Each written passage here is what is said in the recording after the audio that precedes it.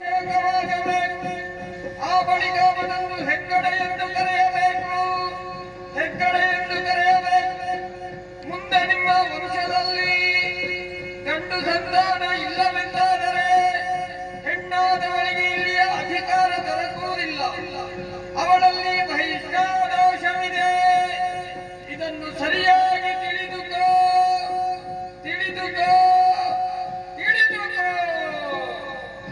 ಕಾಲ ಕಾಲಕ್ಕೆ ನಡಾವಳಿ ಪರ್ವಗಳನ್ನು ಸಲ್ಲೀಲೆಯಲ್ಲಿ ನಡೆಸಿ ಬರಬೇಕು. ಆಲಯಗಳನ್ನು ನಾಲ್ಕು ಕಟ್ಟಿಸು ಯಮಗಿರುವ ಸತ್ಶೀಲ ಸತ್ಕುಲ ಪಾತ್ರಿಗಳನ್ನು ಅಮ್ಮುದೇವಿ ಅಮ್ಮುದೇವಿ ಅಮ್ಮುದೇವಿ ಅಮ್ಮುದೇವಿ ನಾವು ನೆಲೆಯಾದ ಈ ಕ್ಷೇತ್ರದಲ್ಲಿ ಕಾಲ ಕಾಲಕ್ಕೆ ಸರಿಯಾಗಿ ನೇಮ ನಡಾವಳಿ ಪರ್ವಗಳನ್ನು ನಡೆಸಿಕೊಂಡು ಬರಬೇಕು. ಅವುಗಳನ್ನು ನಡೆಸುವುದಕ್ಕಾಗಿ ಸತ್ಕುಲವಂತರಾದ ಸತ್ಶೀಲವಂತರಾದ ಸದ್ಗುಣವಂತರಾದ ನಾಲ್ವಡಿತಾಯರನ್ನು ಇಬ್ಬರು ಪಾತ್ರಿಗಳನ್ನು ನೇಮಿಸು. ನಾವಿರುವುದಕ್ಕಾಗಿ 4 ಗುಡಿಗಳನ್ನು ಕಟ್ಟಿಸಿಕೊಡು.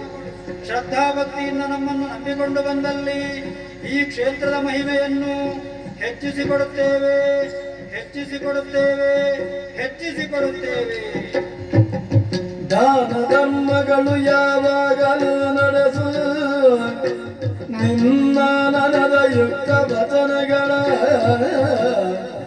ಮಾನಿಸುತ್ತ ಪಾಲಿಪೆವು ನಮ್ಮ ದೇವೀರೇ.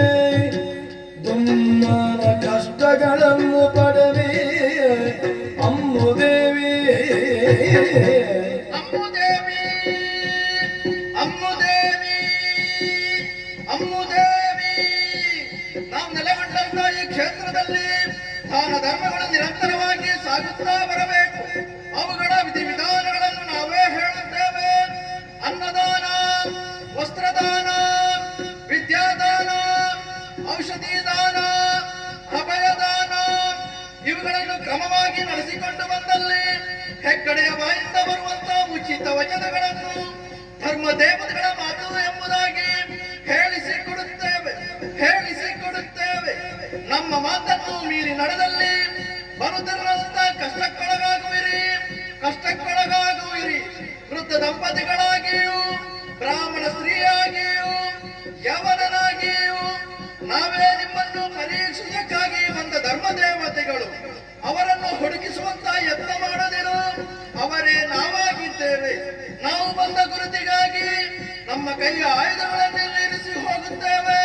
ನಂಬಿಕೋ ನಂಬಿಕೋ